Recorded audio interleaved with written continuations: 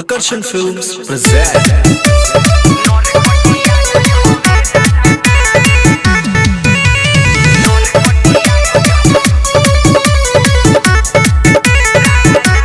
Music by Prem Gopal. केहू न रोके बोले तो ठोके पड़ जाला सबका भारी हो। केहू न रोके बोले तो ठोके पड़ जाला सबका भारी हो। नरकटिया गज हवे रंगदार एकरे चले रंगदारी हो। नरकटिया गज हवे रंगदार एकरे चले रंगदारी हो।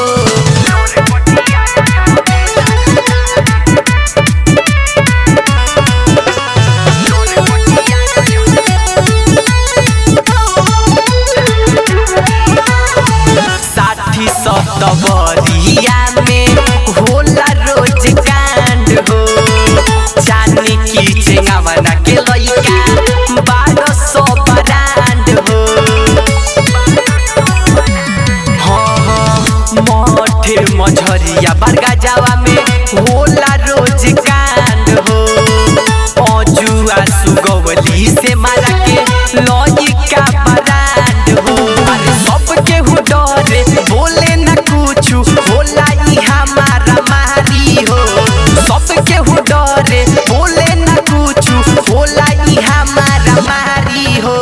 नरकटिया गज हवे रंगदारी एकरे चले रंगदारी हो। नरकटिया गज हवे रंगदारी एकरे चले रंगदारी हो।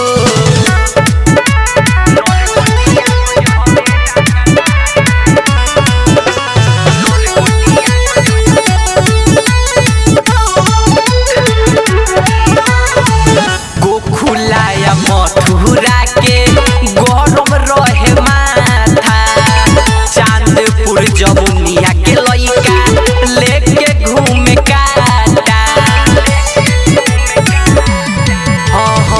सिकेटा बेयासपुर के गरम रहे माथा। पीपारा पुरैया के लइका लेके घूमे काटा। रहमत राजा अंकित राज रहत एकरे आभारी बा।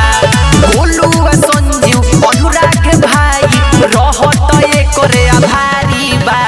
नरकटिया गज हवे रंगदार एकरे चलत रंगदारी बा। नरकटिया गज हवे रंगदार एकरे चलत रंगदारी बा। रिया रिकॉर्डिंग स्टूडियो नरकटियागंज।